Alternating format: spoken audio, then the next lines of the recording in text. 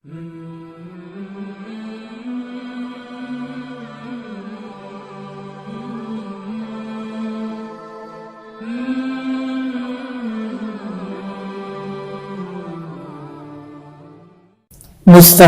ذکر چینل کے ناظرین اور سامعین، السلام علیکم ورحمۃ اللہ۔ امید ہے آپ سب خیریت اور عافیت سے ہوں گے۔ درود و سلام کے فضائل اور ان کی برکات کی سیریز کے ساتھ حاضر خدمت ہیں۔ آج ہم درود و سلام کے فضائل پر مزید احادیث مبارکہ سماعت فرمائیں گے۔ چنانچہ حضور پاک صلی اللہ علیہ وسلم نے ارشاد فرمایا کہ جس نے مجھ پر ایک بار درود پاک پڑھا، اللہ تعالی اس پر 10 رحمتیں نازل فرماتا ہے، اور جو مجھ پر 10 بار درود پاک پڑھے، اللہ تعالی اس پر 100 رحمتیں نازل فرماتا ہے، اور جو مجھ پر 100 بار درود پاک پڑھے، اللہ تعالی اس کی دونوں آنکھوں کے درمیان لکھ دیتا ہے کہ یہ بندہ نفاق اور دوزخ کی آگ سے بری ہے، اور اس کو قیامت کے دن شہیدوں کے ساتھ رکھے گا۔ سبحان اللہ۔ حضرت عبد الرحمن بن عوف رضی اللہ تعالیٰ عنہ سے مروی ہے کہ ہم صحابہ کرام دن رات رسول پاک صلی اللہ علیہ وسلم کے ساتھ رہتے تھے، اور حضور صلی اللہ علیہ وسلم سے جدا نہیں ہوتے تھے، تاکہ سید عالم صلی اللہ علیہ وآلہ وسلم کی ضروریات میں خدمت کی جائے۔ ایک دن حضور نبی کریم صلی اللہ علیہ وسلم اپنے دولت خانے سے باہر نکلے تو میں بھی ان کے پیچھے ہو لیا۔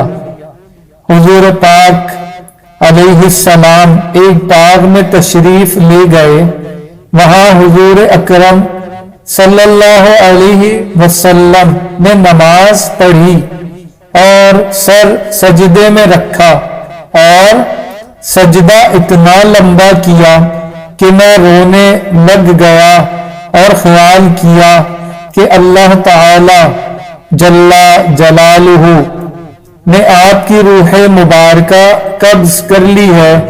پھر سرکار دو عالم صلی اللہ علیہ وسلم نے سر مبارک اٹھایا اور مجھے بلا کر فرمایا، تجھے کیا ہوا ہے؟ میں نے عرض کی، یا رسول اللہ علیہ السلام، آپ نے اتنا لمبا سجدہ کیا کہ میں نے خیال کیا کہ اللہ تعالی عز و جل نے اپنے رسول کریم صلی اللہ علیہ وسلم کی روح مبارکہ کو قبض فرما لیا، اب میں حضور علیہ السلام کو کبھی نہیں دیکھ سکوں گا۔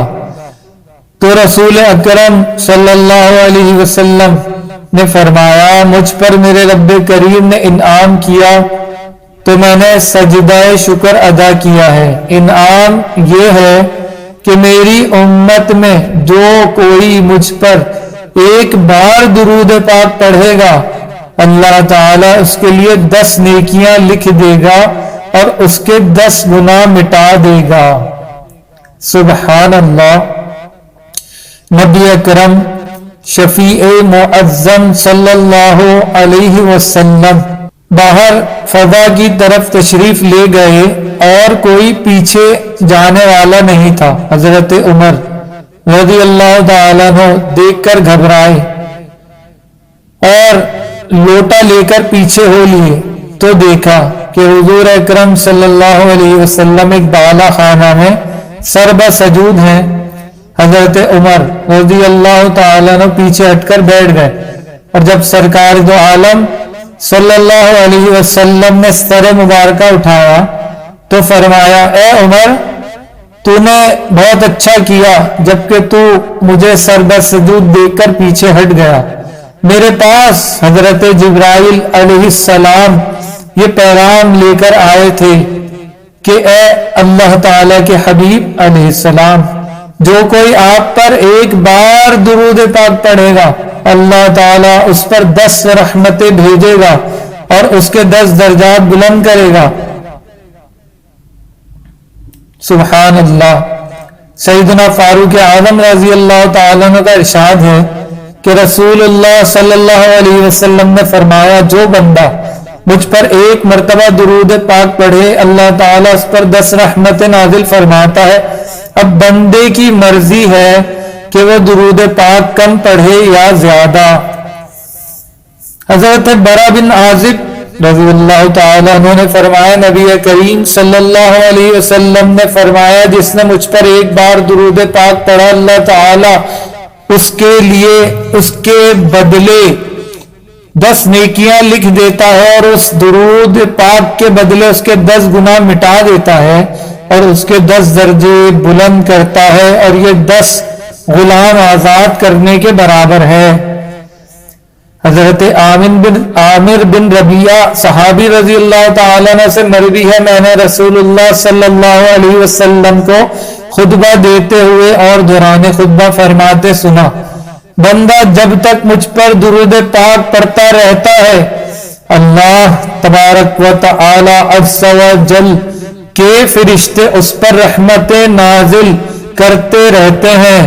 अब तुम्हारी मर्जी है कि तुम मुझ पर दुरूद पाक कम पढ़ो या ज्यादा।